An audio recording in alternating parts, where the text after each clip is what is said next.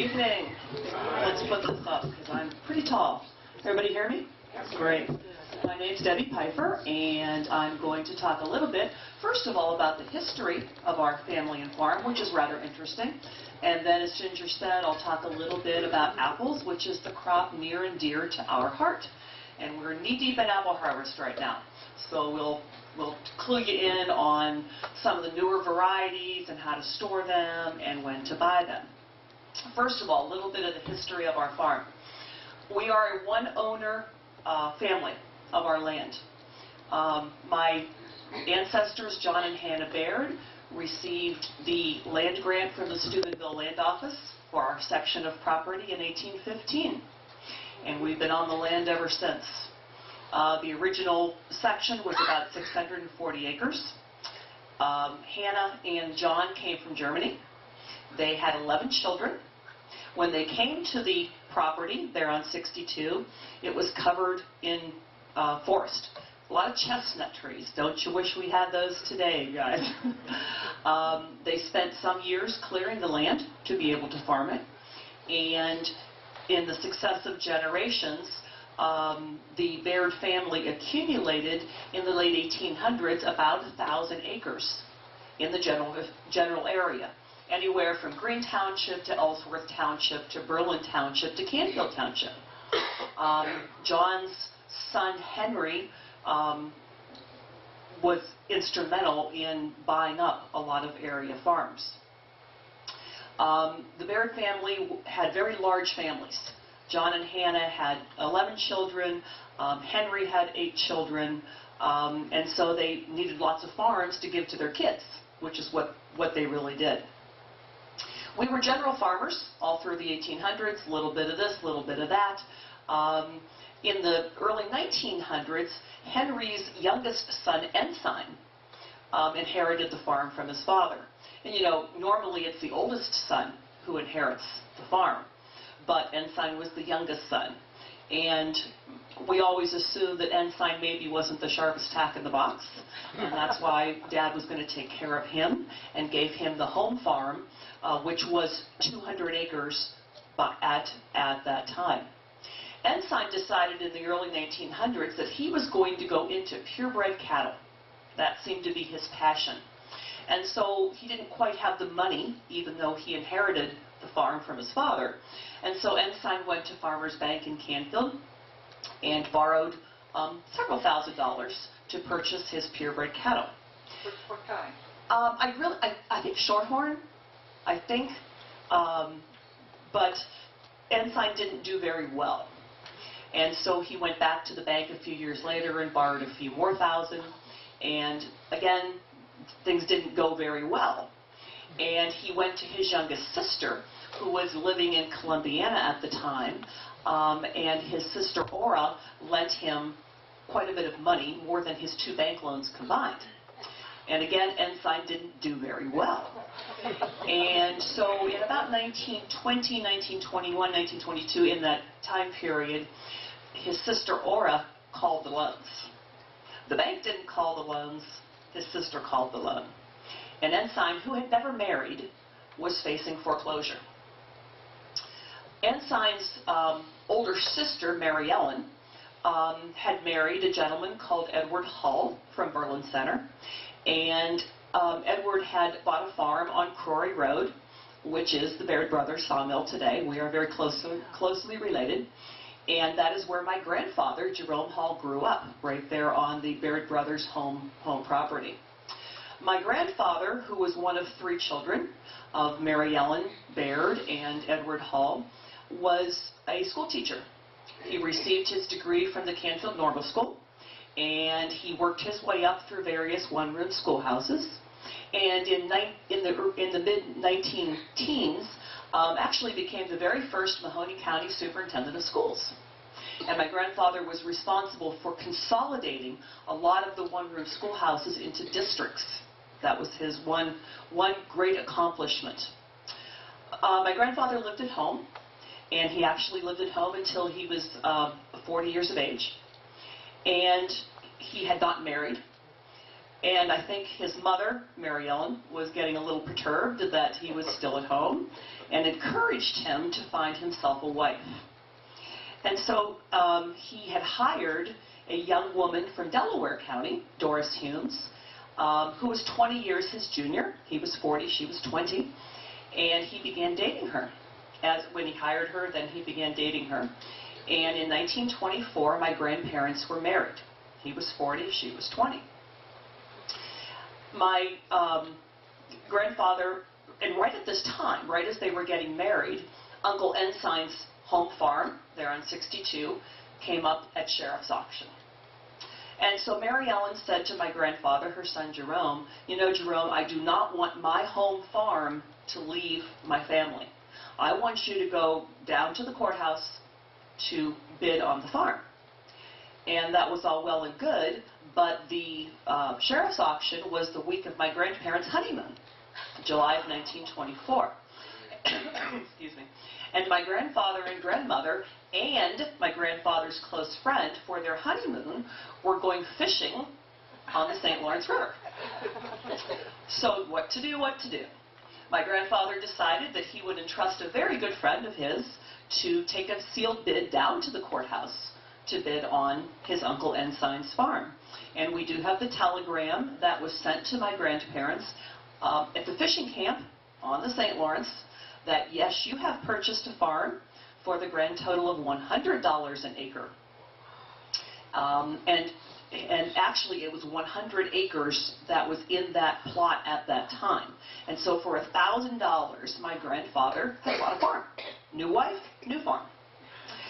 Grandma and Grandpa decided to build a house on the farm.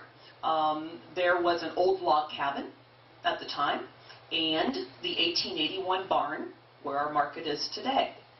And so my grandfather decided he would use all the timber from the farm to build his farmhouse, which he did. And at that time he was 41, my grandmother was 21, and they proceeded to have 9 children. Now, thank goodness it wasn't the other way around. But imagine starting your family at 41 years of age and having 9. It really blows me away. Very curiously, my grandfather kept his day job. He was superintendent, and then he was on the Mahoney County School Board. He didn't retire from schoolwork until 1954, and so he was very active in his day job. Grandma, of course, retired from school teaching upon her marriage, because at that time, when you were married, you were no longer a school teacher. And then she began having children. My grandparents decided that with this 100 acres, what were they going to do with it? They had to pay the taxes. And so Grandpa decided that he was going to grow fruit. And as many of you probably know, Mahoning in Columbiana County was the seat of Ohio apple production for many, many, many years. We were the kings of apple growing in the state of Ohio. And so Grandpa decided to join the crowd. He began planting apple trees, peach trees, and pear trees were our 3 major crops. And that progressed through the 1920s. And of course, he kept having children. He had 1 girl, 7 boys, and 1 girl. And so he had plenty of willing farmhands, or unwilling farmhands, as the case may be. In about 1931, when the Depression hit in that general area, my grandparents decided that fruit was not paying the bills. It was a struggle. And so we ventured into our next phase of business, which was turkeys. We were in the turkey business from 1931 to 1967. We, like many other Mahoning, Columbiana, Trumbull County producers, were a very small turkey farm. At our peak, we grew 5,000 birds. They free-ranged on the fields all around our property. If those of you who come out to the market today walk down to the lake, that was a turkey field. It was fenced off, and that's where all the turkeys were.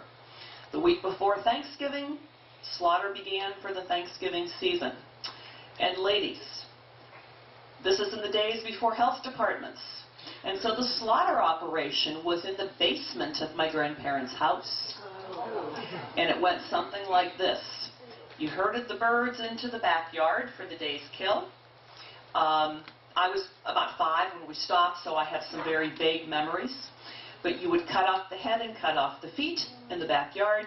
You would throw the carcass into a crate. You would carry the crate of turkeys, however many turkeys were in the crate, down the cellar steps, where a line of normally ladies plucked the feathers, scalded the bird, pulled the innards, and got the bird dressed and ready for market. You would then put the bird in a box. The boxes were then carried back up the cellar steps and went on my grandparents' truck or car to go to all of the area mom and pop stores for the Thanksgiving season. You could come out to the farm to purchase your turkey if you so wished, if you would like to pre-order it. In the early days, when my grandparents were getting started, Grandpa would deliver the bird to your house, and he would fit it into your roasting pan to make sure that it fit for Thanksgiving.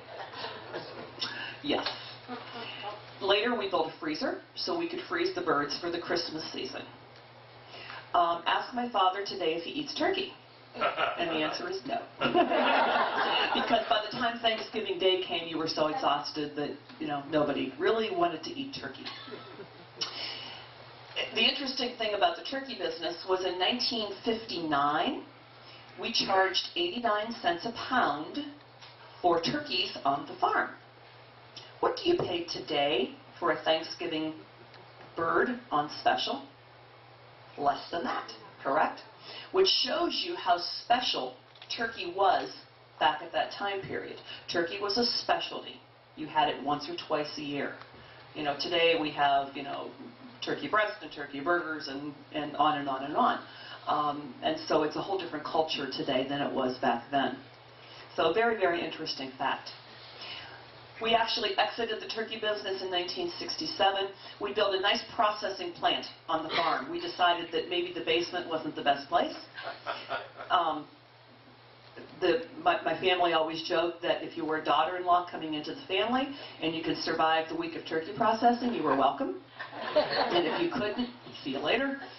You weren't meant for the Hall family. But we built this nice cement block building to process turkeys in because we thought that was the way to go.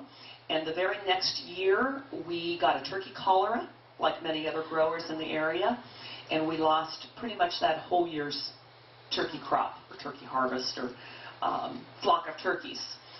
We would wake up to mounds and mounds of dead birds. And so the burial process instead of the slaughter process, my father decided that it was very much time to leave the poultry business, and I'm very grateful that he did. So we were out of that business by the late 1960s. We were always, our prime business was wholesaling our apples, peaches, pears. We grew some ever-bearing strawberries in the 60s and a few cantaloupe along the way, but we primarily wholesaled to all of the area mom-and-pop stores. And as those stores started to die off in the course of the late 60s and in the 70s, it became a lot harder to be a wholesaler.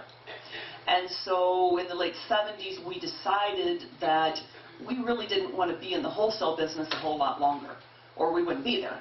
And so we decided that we would expand our small market on the farm, which we put in our turkey building that we built that never saw a turkey.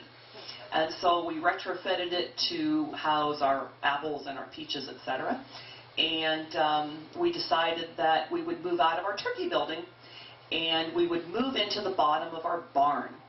In the 1970s here in Ohio, which was the very first golden age of roadside markets, and everybody was taking the barns on their property and putting their farm markets into their barns. And we decided, well, we can do that. So our lower part of our barn had housed birds and bird poop and dust for many, many, many years. There was nothing in there except equipment. And so we spent a whole summer and winter cleaning it out and air blasting it and putting it on the floor and doing all that good stuff. And in the summer of 1977, we moved into the bottom of our barn, and we opened in July with one shelf of Lodi apples and a shelf of maple syrup and a shelf of honey, and we thought we had arrived. And we knew we could sell apples in the fall and peaches in the summer, And we knew we could do all that because we'd been doing it. But my father said, we're going to be open all year. And as I just graduated from high school, and we were all, my brothers and sisters and I were going off to college, and we said, well, what's going to bring people out to the market in the winter or in the spring or in the early summer? And he said, well, I've been approached about going into the donut business. And we said, really? Because we've been around the area and seen some donut machines, and he said, yes, we're going to make donuts. And so 1978, 79, 80, we decided that in addition to apples and peaches and pears and cantaloupe, we were going to make donuts, we were going to sell cheese, and we were going to sell some jams and jellies. And it went rather well. And then when my brother got back from college, I had gotten back in 81, and my brother got back in 83, and my brother decided that we were going to go into the strawberry and blueberry business and expand our vegetable business, and we kind of have never looked back since. And so after all that, we got ourselves out of the wholesale business by 1990, which is probably the best decision we ever made, because now there's only 1 or 2 buyers in the entire area. You know, when you're a fruit and vegetable wholesaler, you don't tell the store what they're going to pay you. They tell you what they're going to pay you. And when apples are on special, local apples are on special, the store doesn't put them on special, the grower does. Because they tell you they're giving you $10 a case less. And that's how that business works. And so we were very grateful to be out of the wholesale business. Currently, we own our 200 acres. We own 137 acres at our home farm.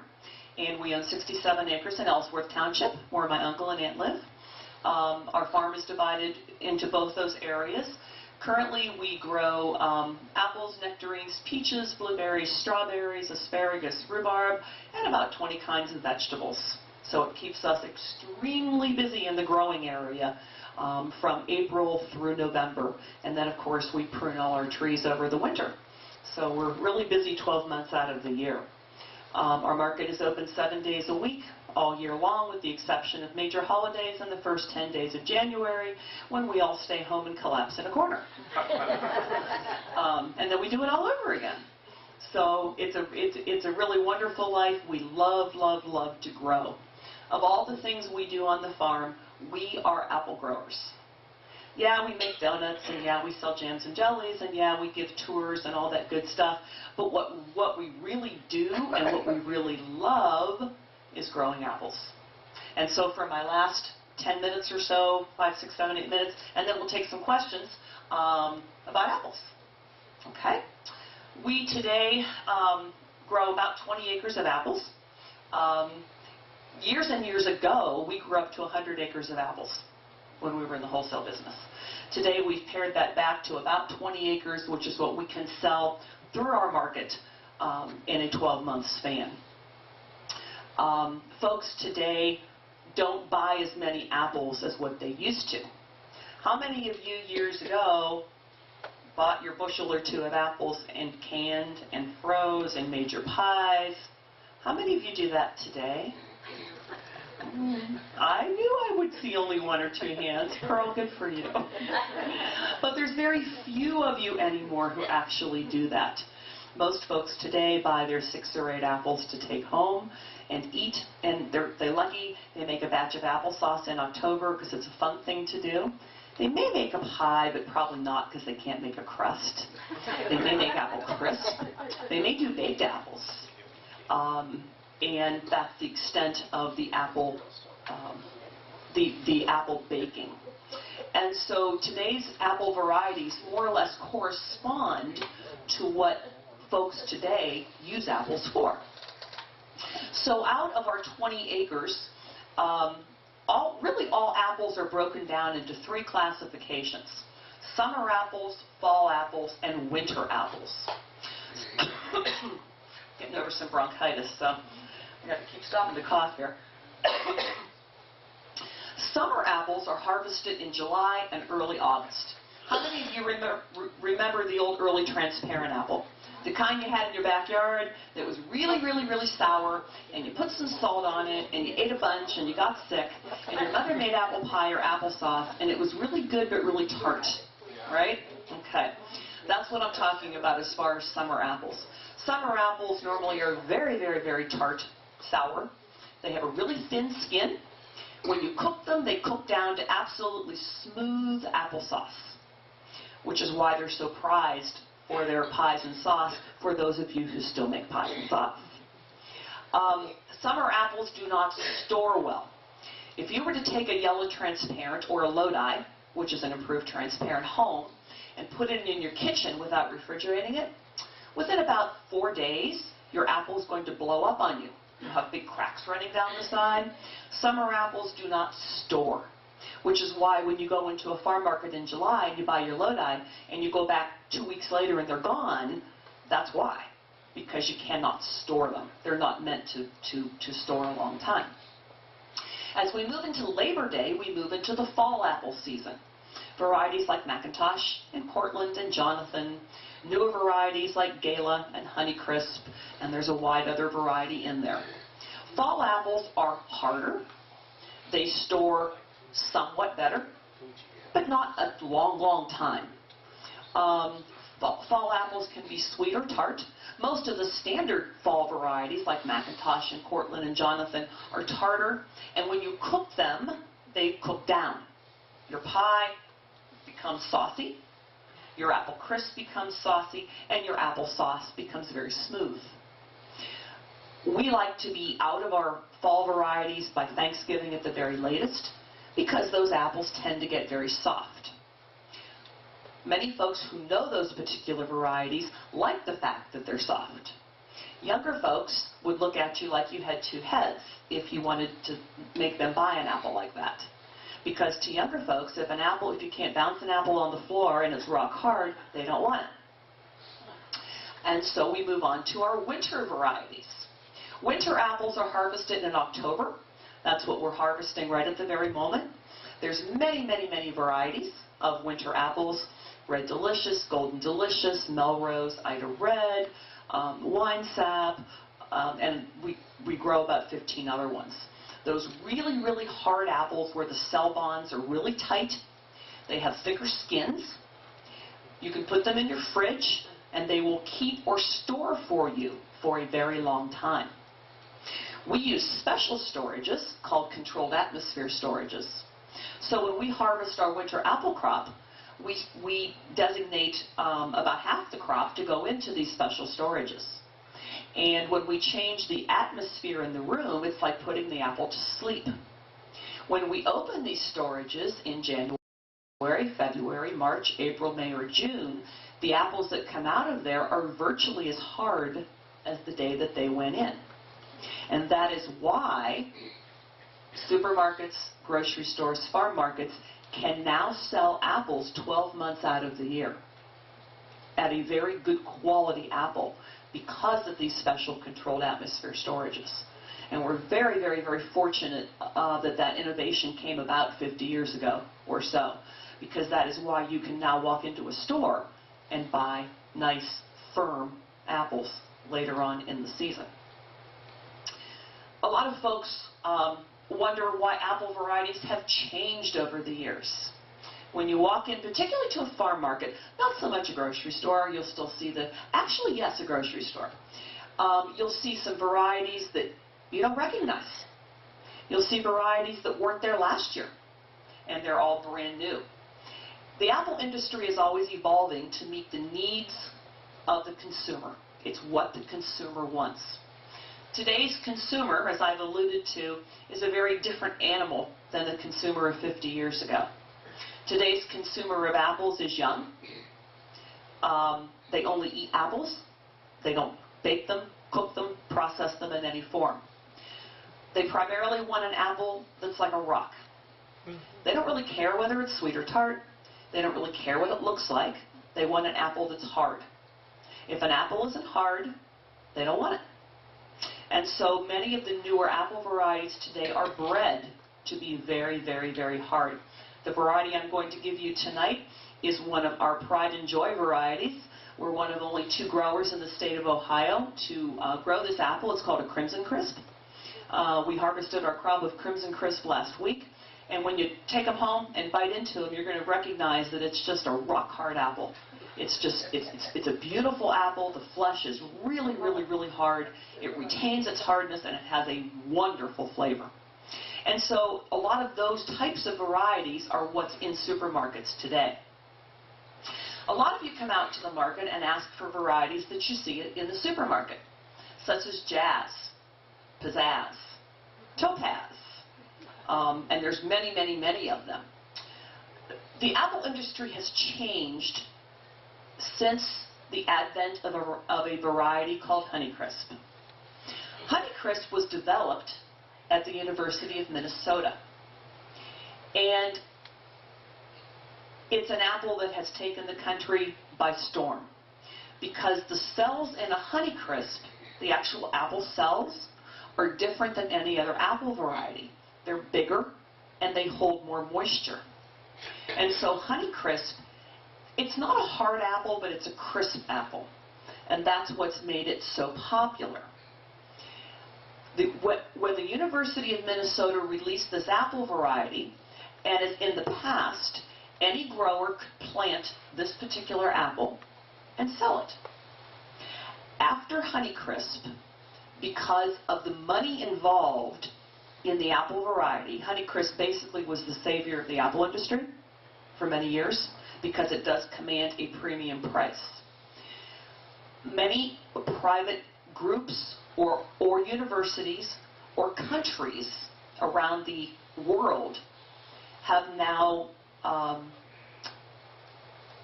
developed apple varieties on their own, and you must have a license to grow these particular varieties. They're called club apples. And if you're not a member of the club, you may not grow the variety. And so if you come into our market and ask me for a Jazz apple, I'm going to say, so sorry, but we cannot grow that variety because we don't have a license to do so. And we're seeing many, many varieties like that in the area. However, here in the Midwest, to toot our own horn, we belong to a group called the Midwest Apple Improvement Association, which is a group of growers from Ohio, Indiana, Kentucky, Michigan, and Illinois, who are dedicated to finding a great Midwestern apple that we growers like, that grows well, but also is really hard and tastes good. And we have found it. We have now licensed and patented our apple. It is going to be an open variety, so anyone can plant it, and it is called Evercrisp. We harvested the most Evercrisp in the state last year. We harvested 70 bushel. We will harvest more this year. In another couple years, we will have enough to make a big deal about it. Evercrisp is an apple that is very sweet and very hard. It harvests at the end of October to early November. You can take it home and put it on your counter without refrigeration for 3 weeks, and it will never get soft. It is a fabulous variety. The rootstocks came out of Russia, believe it or not. And researchers have worked with it and worked with it until we've gotten to this point, and we are so excited about it. And so, what color? It looks like a Fuji. It's sort of a reddish-greenish color. It's not a pretty apple at all. It's not an apple you're going to set on a shelf and say, wow. But when you bite into it, that's when you're going to say, wow. And the fun thing about this apple is it's going to be as hard in March as it is in October. And it's going to hopefully take Ohio and this part of the country by storm. This is our Honeycrisp, or so we hope. So it's going to be fun. Okay, we've reached my, I think, time limit. I've rattled on long enough up here. Any questions you folks have about apples, apple varieties, history, whatever? Carol. I don't have a question, but I've worked there for 10 years. Yes, Carol did. Place to work, but I told your dad one day, I'm glad you got rid of the turkeys before I got here. I really didn't want to deal with turkeys.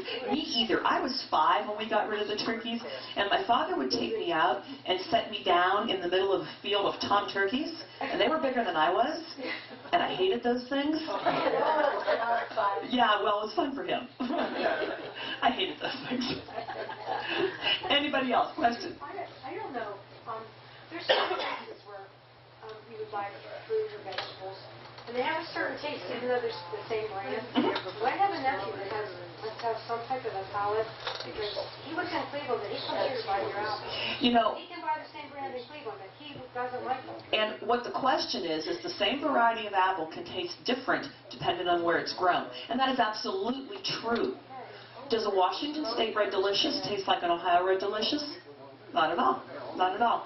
Weather, and soil. We have much heavier soils here, and that does play a part in taste. If you're on sandier soils, that'll play a part. Humidity, rain, but certainly soil plays a huge part. And we like to think here in Mahone and Columbiana County, we've got a pretty good product. Well, he must, because he comes all the way from, he'll call his mother and say, you know, I can't, I'll be there late, but if you go get me some apples. That's great. Tell them we appreciate it. Any other questions? Let's start here. Why is it that what was the first apple that you mentioned? Yellow transparent or Lodi? Transparent. Yeah. Why is it we don't have more of those available? Why don't we have more transparent available? Because nobody will buy them. It's really simple. Every year I struggle to sell them more and more because there's only this many people who cook, this many people who know what they are. And honestly, as the older generation doesn't do it anymore or dies off, the younger folks won't touch an apple until they can eat it and it's sweet. And that's why. I thought perhaps it was because it's so early in the season that the trees were more subject to weather. Nope, not at all. Not at all. It's what you can sell. It's all what you can sell. It's all based on what the consumer will buy.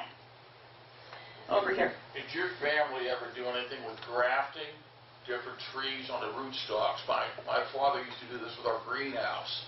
We'd have 3 different varieties, one rootstock. I was just wondering if your family ever did that. Yes, we have. We've actually grafted over entire varieties before. We planted something that we thought was going to be a wonderful apple, and it wasn't. And so rather than yank the whole tree out of the ground, we would just graft it over to something else. Yes, that's very common. Have you ever seen in the seed catalogs when you see a tree that boasts 7 varieties of apples on one tree? Well, that's because they graft it and make it. But sure, I think all of us growers have done that. I'm trying to think of the variety. Oh gosh, I can't think of it right now. We grew this apple. It was a really good apple. It was a Red Delicious, Gold Delicious cross, and it was a really good apple, but it only ever got that big. No matter what we did, it wouldn't get any bigger. And you just can't sell it. So we grafted it over. Over here. Is there still a homestead? Oh, absolutely. My brother and his wife and family live in my grandparents' house. The log cabin was knocked down in the 1960s. My great-uncle and his family had lived there. And of course, the barn is still standing. It's in the midst of our market complex. The house is still there. Yep. It's been remodeled, but the house is still there. House had great bones. Has all the wood in. And you know, if you come into the market and you look up, all those beams came from the farm. And the barn is 90 feet in length. And there is one beam that runs the length that does not have a splice. So you can imagine the size of the tree. I don't know how I got the idea, but I thought your grandfather Jerome was involved with the university and developed some of these varieties. I don't know how I ever got that. Grandpa was very involved in the Mahone County Hort Society, the Ohio Hort Society, like we all are. But in the 1950s, anybody know the variety Melrose? Melrose was developed at Ohio State, and my grandfather was a huge proponent of the Melrose variety. Red Delicious Jonathan Cross, and my grandfather spent years talking at Melrose. And so that's probably where you got the idea. We, as growers, work very closely with the university and the Extension Service. We're partners in crime, so to speak, and have been for many, many years. And as varieties come out of various universities, even though we're a big industry, we're also a small industry. We sort of all know each other. Anybody else? Back here. Do you share the recipe for your blueberry donuts? Will we share the recipe? I have to kill you first. No. The girls have worked very, very, very hard perfecting that. And so, nope, so sorry. Over here. Do you ever make apple juice? Do we ever make apple juice? Apple cider. Apple juice is just a further clarified form of cider. Okay? Apple juice is just cider, but more of the apple particles have been taken out of it. That's the only difference. Okay? So apple juice is a watered down version, so to speak, of apple cider. How many do you employ in the market? How many for harvesting? We employ for harvesting, counting my family members, 9. That's it, 9. And up to 75 or to 80 in the market. Wow. And it's our guys, plus my family, does an amazing amount of work. Amazing. Totally amazing.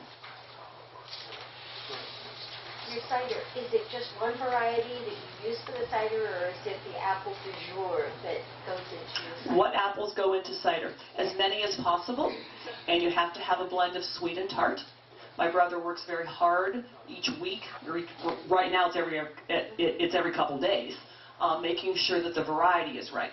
Now cider changes, first of all, cider changes every time you make it, and cider changes according to the time of year. September cider is very thin and can be very tart. The later you go in the season, cider gets thicker and sweeter. Why is that? Because as the apple matures and ripens, more of the apple goes into the cider, which makes it thicker. And the longer an apple is off the tree, the sweeter it gets. The more of the starch in the apple changes to sugar, okay? So cider will get sweeter and thicker as the time goes on. Now, if you come out to the market the 2 weeks before Christmas, we make Gold Rush cider, or white cider. We make it out of Gold Rush apples only, and that is a crisp, clear, white-colored cider that tastes like champagne without the alcohol, and it's fabulous. And it makes really great mixed drinks, or warmed up. It's a great Christmas drink, and it's made with the Gold Rush apple. Gold Rush is an apple that doesn't brown when you cut it, and that's why it stays white. And it's really fun and really cool. So 2 weeks before Christmas. Anybody else? One more, and then I've worn out my welcome. To hear you speak of the transparency brings back some of my most fond childhood memories. My grandmother would make the transparent applesauce with her old colander, and evidently Kool-Aid was also trying to increase their marketing, and they made these little plastic holders where you would mix Kool-Aid and pour it in the mold and then put plastic sticks in it. Well, Grandma decided to do that with her transparent applesauce. And on a hot summer day, when you pulled out one of those frozen applesauce, you would, if everybody had tasted that, you would sell out all the transparents. Amen.